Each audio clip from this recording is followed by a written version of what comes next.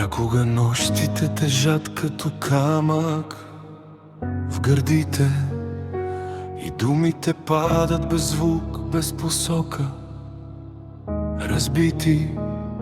Стоя между беше и може би утре ще стане. Събирам си парчетата, тихо едно по едно останали рани.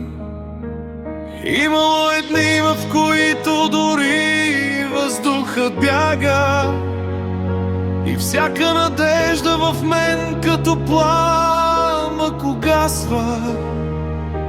И пак се изправя, макар да не знам на къде, но нещо отвътре ми казва: продължавай, ще стане добре.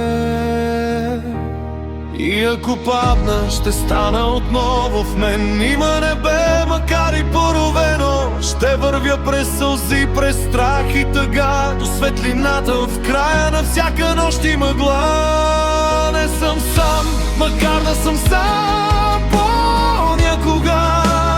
В мен живеят мечти, като тихи приятели тука. И ще пея дори когато боли, защото живот е път, а не само бури. Имало любов, която като вятър изчезва, оставя след себе си само тишина и сълза. И вярвах, че всичко красиво е винаги вечно, а после разбрах, че сърцето расте през това. И колко пъти съм викал без глас в тъмнината, и колко пъти съм търсил вина в съдбата. Но времето учи, дори с болка и студ, че шупеното пак може да стане по-силен човек и път. И ако падна, ще стана отново в мен. Има небе, макар и поровено. Ще вървя през сълзи, през страх и тъга до светлината в края на всяка нощ и мъгла. Не съм сам, макар да съм сам понякога. В мен живеят мечти, като тихи приятели тука.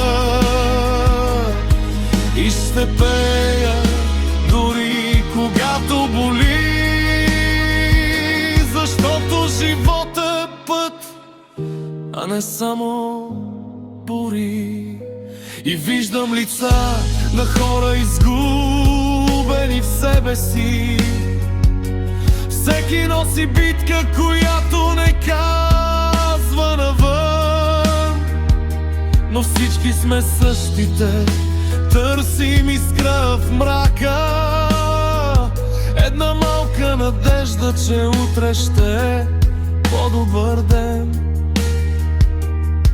И ако някой ден се срине последната сила, и ако всичко изглежда като край без причина, ще си спомня, че даже в най-тежкия час в сърцето на човека живее невидим глас. И ако падна, ще стана отново в мен. Има небе, макар и поровено. Ще вървя през сълзи, през страх и тъга до светлината в края на всяка нощ и мъгла. Не съм сам и това ще го знам, дори в най-тихия празен изглед и храм. Ще обичам, ще страдам, ще вярвам дори, че живота е път към по-светли звезди. И когато се върна назад в тъмнината, ще видя следи моите стъпки в съдбата. И ще знам, че дори да е било трудно така, съм вървял и съм стигнал до светлина.